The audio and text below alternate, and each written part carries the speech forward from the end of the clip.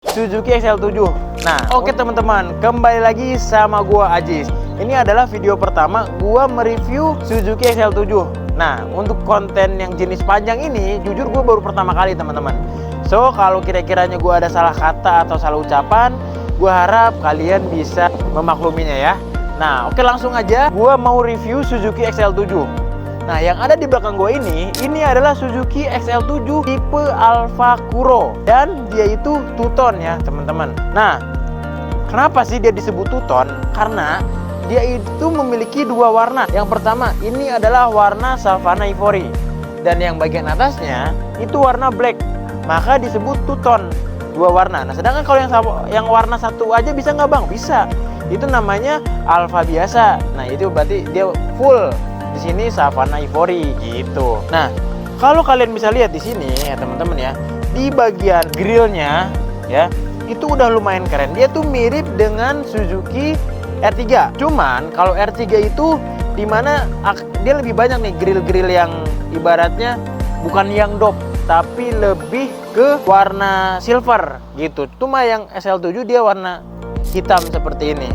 Dan ya, kalau kalian bisa lihat nih ya, di bagian lampu ini headlamp ya, kalau yang R3 dia itu full, nggak ada yang ininya teman-teman. Jadi dia langsung dari sini ke sini nih.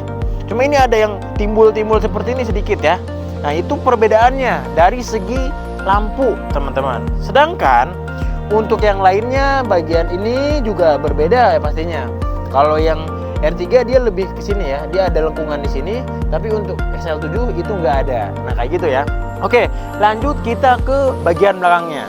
Nah, teman-teman, di bagian belakangnya kurang lebih tampilannya seperti ini. Dimana lampunya pun ya, kalau kalian perhatiin secara detail, dia nggak beda jauh dengan Suzuki R3.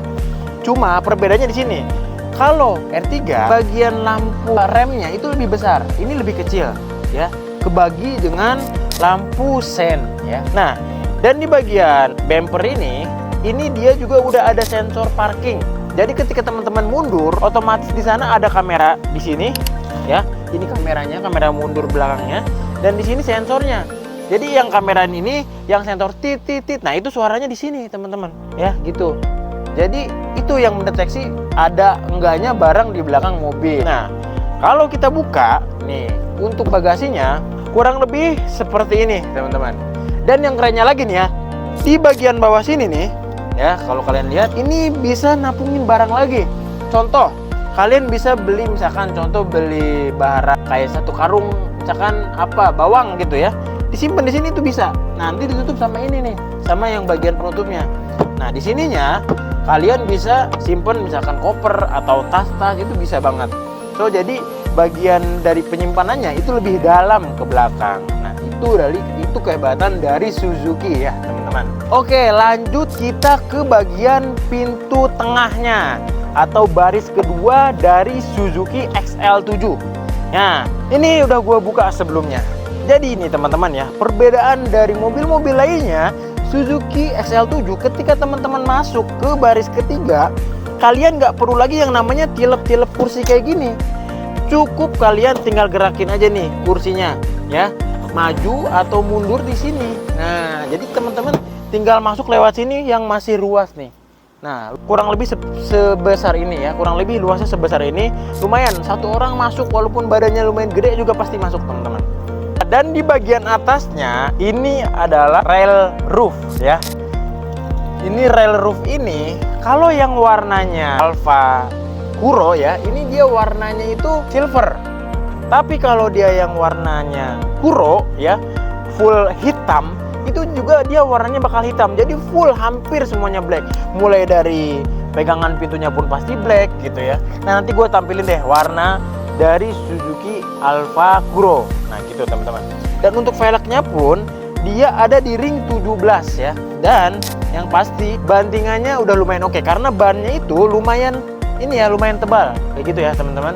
So, kali ini videonya sampai segitu aja. Kira-kira video apa lagi ya selanjutnya? Coba deh kalian komen di bawah. Nah, buat kalian yang lagi cari mobil keluarga 3 baris dengan budget 300 jutaan, ini bisa jadi salah satu opsi untuk kalian pilih. Karena yang pasti ini udah irit bahan bakar. Karena ini itu udah hybrid teman-teman. Jadi di bawah 40 km dia menggunakan baterai. Sedangkan di atas 40 km dia menggunakan bensin. Ketika bensin menyala, baterai mengisi. Ya seperti itulah kurang lebih dari proses hybrid itu. So, buat kalian yang lagi cari mobil Suzuki yang baru, ingat Suzuki sama Ajis. Suzuki lu warna apa bos?